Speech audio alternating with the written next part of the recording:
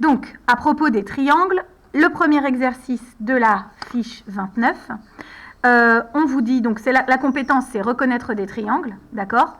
Et vous avez, dans le test 1, on va dire presque deux parties. La première partie où les figures sont séparées. La deuxième partie où les figures sont attachées les unes aux autres. Jusque-là, ça va? Ok. Alors, on rappelle ce qu'on a dit il y a 30 secondes, c'est-à-dire qu'un triangle, c'est un polygone. C'est un polygone, ça veut dire que c'est une ligne brisée, fermée, tracée à la règle. Et là, on va repérer donc des segments, des points et des angles.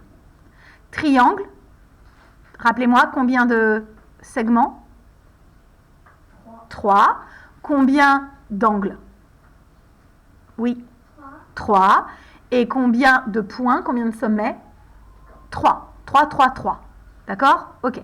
Donc, l'idée étant de colorier les triangles. Attention, attention, une forme y ressemblant n'est pas forcément un triangle. Je donne quelques indices. Ce truc-là, si vous regardez bien, est-ce que c'est un triangle? Pourtant, on pourrait s'y méprendre, hein, mais en fait, ça n'en est pas. D'accord? La ligne brisée doit être fermée et considérée comme ayant 3 côtés, 3 sommets et 3 angles. Ok? Dans le test 2, attendez, je bouge un tout petit peu ça, voilà. Dans le test 2, c'est le même principe que l'exercice que je viens de vous expliquer au tableau. Nous avons tout un ensemble de figures collées les unes aux autres. Une figure est déterminée par les points de ses sommets. D'accord? Je vais montrer un petit exemple à côté.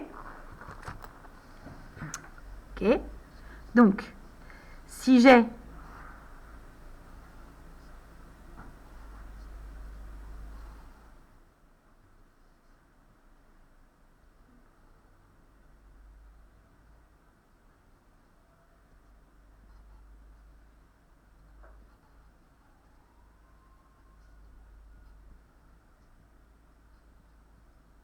Alors évidemment, c'est censé être tracé à la règle, donc c'est censé être droit.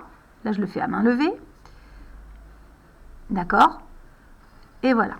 Oh, flûte. Voilà. C'est très sale, mais vous comprenez. C'est ça un tracé à main levée. Là, j'ai un premier triangle. Là, j'ai un deuxième triangle. Et là, j'ai un troisième triangle. OK? Qui peut me donner les points du triangle 1. Ça, c'est le triangle exemple. Hein, d'accord? 2 et 3. Allez, vas-y. Nathan. A, B, E. A, B, E. Un triangle, ça se note comme ça. Les lettres des sommets et dans le sens des aiguilles d'une montre. A, B, E. Très bien. Le triangle 2. Florent. B, C, E. B, C et E. Ok. Le triangle 3. Oui, Sarah. C, D, E. Donc, dans cette figure, là, cette grande figure, vous allez donc repérer les triangles et les noter. Donc, on vous indique un indice. Ouh, c'est pas facile à dire. Il y en a 6.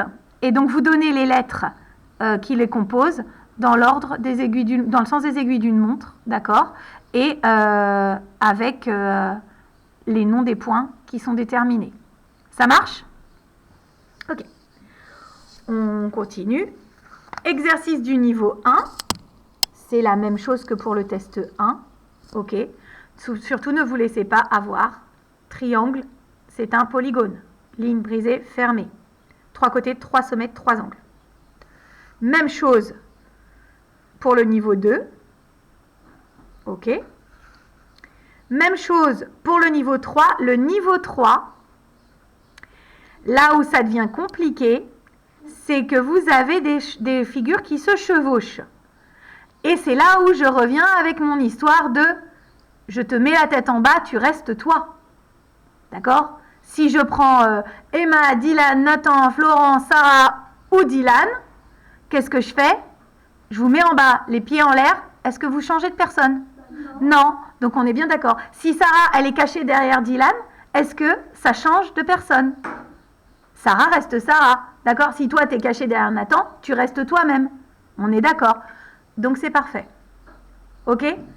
Ne vous laissez pas avoir juste parce que vous voyez d'autres formes positionnées les unes sur les autres. Parfait. Allez, au travail.